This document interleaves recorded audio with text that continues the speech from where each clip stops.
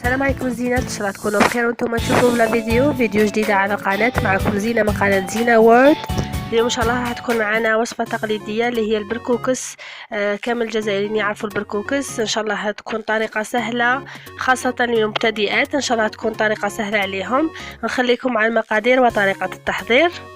هنا عندي طرف الدجاج، وهنا عندي 2 حبة جزر مقطعين، حبة بطاطا مقطعة رقيق، حبة ولا 2 قرعة مقطعة رقيق، وحبة طماطم مرحية، حبة صغيرة بصل مقطعة رقيق، مع 3 سنة ثوم، كاس بركوكس.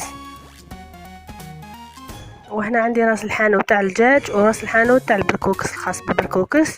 وهنا عندي فلفل كحل، زنجبيل وفلفل حار، ومغرف كركم، مغرف ونص صغيرة عكري. هذا انا عكري هنا زدته باسكو ما كانش عندي طماطيش مصبره. في مغرف صغيره ملح وعود قرفه، وشويه هنايا حشيش قزبر ومعدنوس. هنايا كيما راكم تشوفوا ناخذ طرف الدجاج نحطهم في الطاجين، ندير عليهم 2 مغارف زيت ونبدا نقلي فيهم كيما راكم تشوفوا. هنايا نزيد مغرف ملح،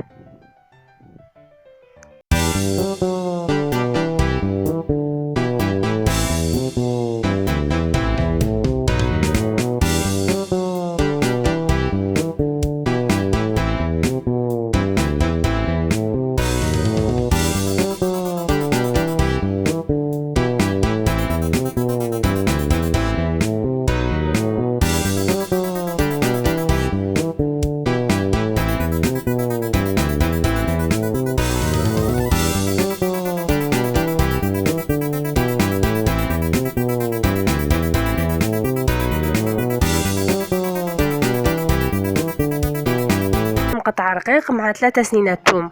ما قطعتهمش سنينات ثوم، خليتهم هكذاك باسكو من بعد راح نرحي كلش.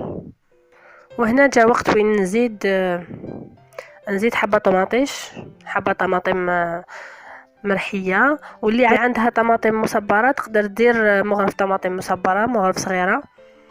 هنا عندي 2 حبات جزر مقطع رقيق،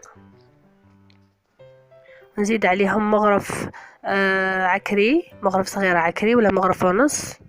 انا هنا بيسك ما عنديش لا طوماط كونسونطري، درت مغرف ونص تاع عكري، مغرف ونص عكري. هنايا مغرف صغيره كركم مليح بزاف ومفيد بزاف في المراقي. عندك هنايا شويه زنجبيل، شويه فلفل اسود وشويه فلفل حار. نديرهم كامل التوابل ونبدا نخلط باش يتقلاو معايا هذاك الدجاج. هنا عندي عود قرفه نزيدو كذلك. وهنا عندي وهنا عندي حبه بطاطا مقطع رقيق.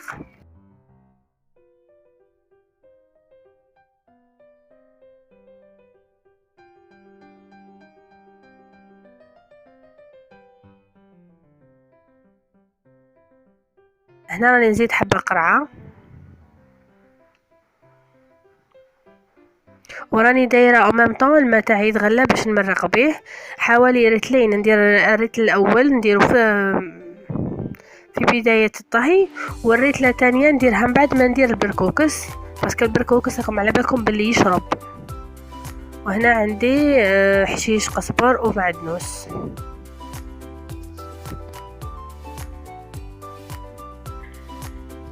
ونبقى نخلط كيما راكم تشوفوا.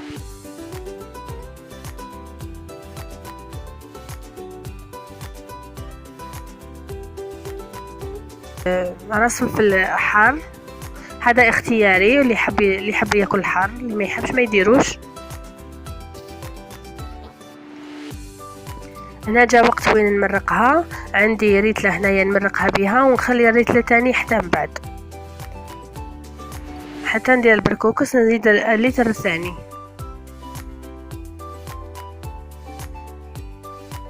وصفه سهله يعني تقدروا تسيوها سورتو في هذا زمان الشتاء والبرد، بزاف مفيده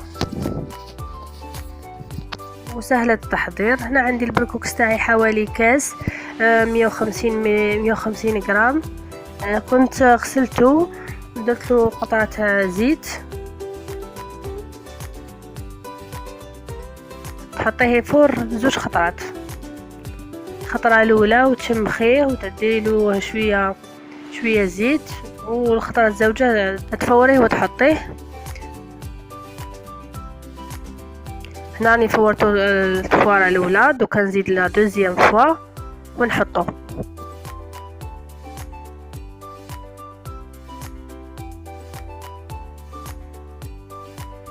هنا تاني على حسب نوعية البركوكس. انا عندي هاد البركوكس تاع اليد مفتول باليد، كاين اللي يتباع شويه يجي خشين، هذا رقيق. اللي يجي رقيق يجي مليح في البركوكس، ما يشربش بزاف كي تفوريه، ما يشربش الماء بزاف. من بعد تبقى لك المرقه ديالو.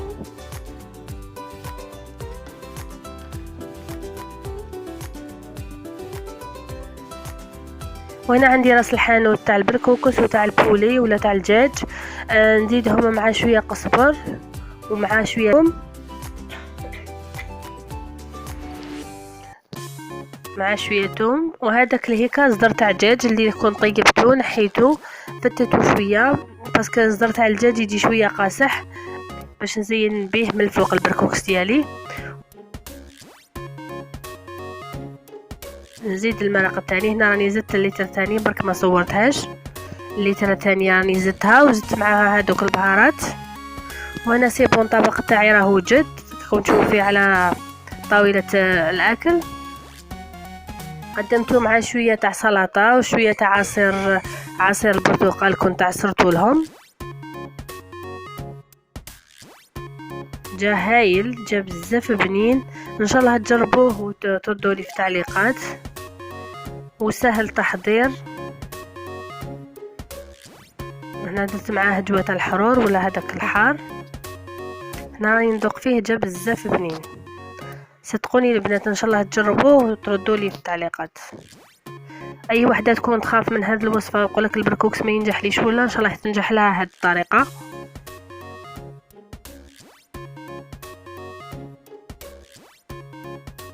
نزول تحضيرات الناير او الاطباق اللي راح نحطوها في السهره. هنا كنت درت شويه بغرير، كنت درت عليه فيديو، ان شاء الله اللي ما شافوش يدخل يشوفوا.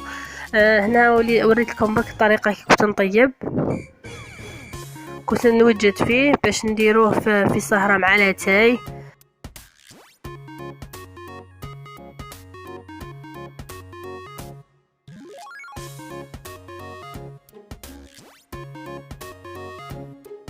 البغرير جا خفيف، جا هايل كذلك. اللي ما شافتش الوصفه راح نخلي لها ان شاء الله، نخلي لها الرابط في صندوق الوصف، تدخلوا تشوفوا الطريقه كيفاش درناه.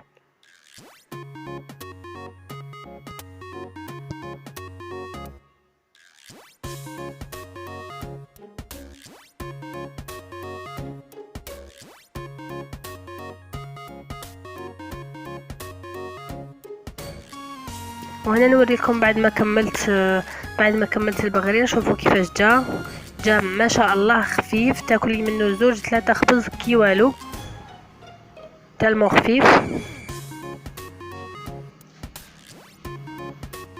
درت شويه طمينه، درت رفيس تونسي او كعبوش، كاين مناطق يقولوا له كعبوش. وهنا عندي شويه مخلط. هاوليك البغرير كيفاش جا هايل ما شاء الله.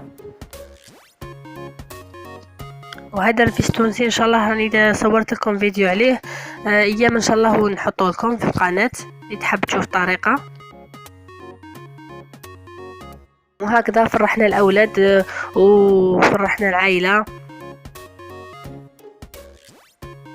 وبهذه المناسبه نقول لكم البنات كل عام وانتم بخير بمناسبه ناير او راس السنه الامازيغيه. نقول كل عام وانتم بخير للعائله تاعي، اليما، الخوتي كاملين، كذلك الاخت لويزا جده مريم. نقولها كل عام وانتم بخير ان شاء الله دائما. لكل المتابعين نقول لكم كل عام وانتم بخير، وان شاء الله نتلاقاو في فيديوهات الجايه ان شاء الله. خليكم مع هذه الصور اللي الاطباق اللي كنت حضرتها لهذه السهره، تشوفوها. ونقول لكم تهلاو في رواحكم، وشكرا للمتابعه والى اللقاء.